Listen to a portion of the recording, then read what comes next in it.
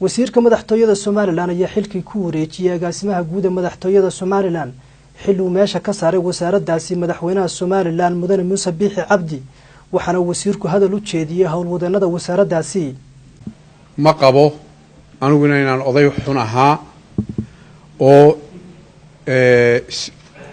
si xun idiin maareeyay ama idiin maamulay saaka hortiina ka faani maayo anigoo baxaya anigoo inoo kala tagayna laakiin ismalihi si xun baad u maamushay shaqaale weynaha madaxtooyada anigu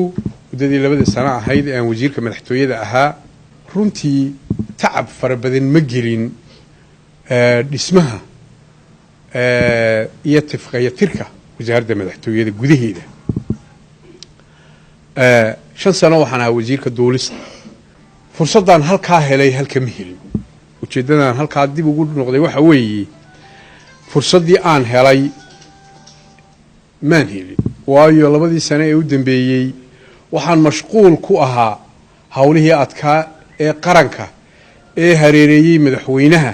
iyo madaxweyne ku xigeenka Jamhuuriyadda Soomaaliland waxaan madaxweynaha iyo ku xigeenka u ahaa gacan yare